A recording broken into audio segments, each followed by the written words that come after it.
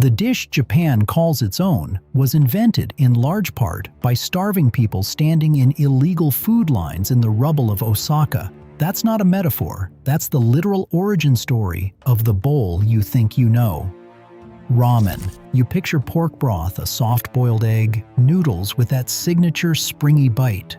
Most people assume it's an ancient Japanese recipe, something passed down through centuries of quiet culinary tradition. But ramen isn't ancient, and for most of its life in Japan, it wasn't even considered Japanese at all. It was foreign food, eaten mostly by immigrants, looked down on by the very country that would later build entire museums to celebrate it. By the end of this video, you'll understand how a dish born from Chinese migration, discrimination, wartime devastation, and one bankrupt man's backyard shed became the single most eaten food in modern Japan. This comes from Japanese culinary historians, Nissan's own company archives, and the Shin Yokohama Ramen Museum's documented timeline, not folklore. Let's start with the word itself, because it's already a trap. Ramen comes from the Chinese term lamian, meaning hand-pulled noodles, a technique first documented in 1504 Ming Dynasty dietary guide by the scholar Song Shu. So the name points straight at northern China. But here's the twist almost nobody mentions. The ramen that actually took root in Japan didn't come from lamian noodle pullers at all. It came from southern Chinese immigrants, many from Guangdong, who settled in Yokohama's Chinatown after Japan reopened its ports in the 1850s and the 1860s. Therefore, the name and the actual dish have two completely different bloodlines. Japanese customers in the 1880s were eating southern Chinese noodle soups with names like char siu tang mian, roast pork noodle soup, and rusi tang mian, sliced pork noodle soup, and simply started calling the whole category ramen because it superficially resembled the northern lamian they'd heard about. Picture Yokohama's harbor district in the 1880s. Wooden storefronts steaming with soy dark broth, dock workers and Chinese laborers hunched over bowls at rough plank counters, the smell of scallion oil and coal smoke cutting through salt air off the bay. This wasn't a national dish. It was immigrant food, eaten in an immigrant neighborhood, largely invisible to the rest of Japan. That alone rewrites the myth of ramen as timeless Japanese heritage.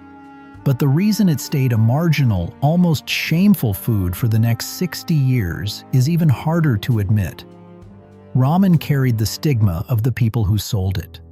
Japanese diners in the Meiji and Taisho eras associated Chinese cooking, and by extension the Chinese immigrants running these noodle stalls, with poverty and foreignness, a period historians describe as marked by open discrimination against Chinese residents in Japan.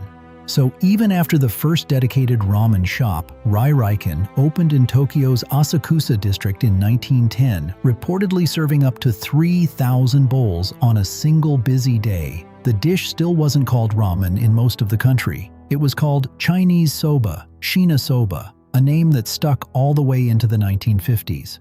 Therefore, for nearly half a century, one of Japan's most popular street foods didn't even get to claim a Japanese name. It was borrowed, cheap, and beneath the culinary establishment. Imagine eating something every week of your life and still being told it isn't really yours. That tension, a food everyone was quietly eating but nobody was proud of, is the exact fuse that lit what happened next. And what happened next is the single strangest chapter in this entire story. World War II ends. Osaka and Tokyo are leveled. Japan's 1945 rice harvest is its worst in over 4 decades. There is, by multiple historical accounts, mass starvation in the streets of a defeated country. The United States occupying forces, trying to prevent total collapse, flood the country with surplus United States wheat flour.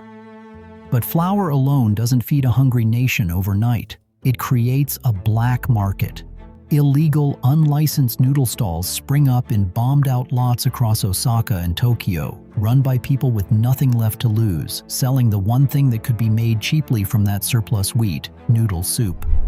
Long lines form in freezing weather for a single bowl of broth and noodles, breath fogging in the cold. Because for many people, it's the only hot meal they'll get that day. Here's where it gets strange. One of the men standing near those lines, watching strangers slurp broth in the cold, was a 47-year-old Taiwanese-Japanese businessman named Momofuku Ando, who had just lost his entire fortune when the credit union he ran collapsed. He wasn't a chef, he wasn't a noodle maker, he was a ruined entrepreneur staring at a line of hungry people and thinking there had to be a faster way to feed them. Therefore, Ando built a small wooden shed in his backyard in Akita, outside Osaka, and for an entire year, sleeping around 4 hours a night, working alone, using little more than kitchen equipment, he tried to solve one problem. How do you make noodles that store for months and cook in minutes with nothing but hot water? His breakthrough came, according to Nissan's own company history, while watching his wife fry tempura and noticing how the boiling oil pulled moisture out of the batter, leaving behind a lattice of tiny air pockets.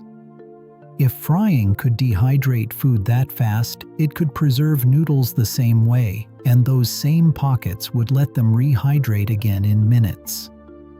On August 25, 1958, he released the result. Chicken ramen, the world's first instant noodles, priced at 35 yen, roughly 6 times the cost of fresh udon at the time. Retailers thought he was insane to charge that much for dried noodles. But within 2 years, his company was tripling production because Ando had not just invented a snack. He had turned a stigmatized foreign black market food into something every household in Japan could keep in a cupboard. That single invention did more to nationalize ramen than 60 years of restaurants had managed. But while Ando was solving how ramen would be eaten, cooks scattered across Japan's regions were quietly deciding what it would taste like, and that split is the reason ramen today barely means one dish at all. In the northern port city of Sapporo, cooks in the early post-war years began stirring fermented soybean paste into pork broth to survive brutal Hokkaido winters, creating miso ramen, a bowl thick enough that the fat forms a visible sheen on top to trap the heat in, topped with butter and corn to feed laborers working in sub-zero cold. 900 kilometers south, in the port city of Hakata on the island of Kyushu, cooks were doing the opposite, boiling pork bones for hours at a furious rolling boil until the marrow and collagen broke down into a broth the color and thickness of milk. Tonkotsu ramen, served with noodles so thin they cook in under a minute because Hakata's stall culture demanded speed. Therefore, the country that once refused to even give this dish a Japanese name spent the following decades inventing dozens of regional identities for it, each one tied to local climate, local industry, and local pride. Sapporo's miso built for cold, Hakata's tonkotsu built for speed, Kitakata's soy-based broth built around a specific well water the town still credits for its noodles texture. Ramen stopped being one imported dish and became a map of Japan itself. And the final piece of the story is the part that turns that map into a global one. By the mid-1960s, Ando wanted chicken ramen sold in America. In 1966, during a sales trip to U.S. supermarket buyers, he watched something that stunned him. The American executives did not have ramen bowls or chopsticks, so they broke the dried noodle block in half, dropped it into a paper coffee cup, poured in hot water, and ate it with a fork. Ando initially found this almost offensive to how the dish was meant to be eaten, but he reframed it as the answer to a completely different problem. How do you sell Japanese noodles to a culture with no noodle bowls at all? Therefore, over the next several years, Ando engineered a version of his product designed specifically around that paper cup moment. Cup Noodles, launched in the early 1970s, needing no bowl, no chopsticks, no kitchen, just boiling water and a plastic fork. It became one of the most consumed foods on the planet, so embedded in daily survival that it reportedly functioned as informal currency in American prison economies and as an unofficial symbol of student poverty on college campuses worldwide. A dish that started as unnamed Chinese immigrant food in a Yokohama port town, denied a Japanese name for 50 years, born again out of literal post-war starvation, ended up feeding people on every inhabited continent.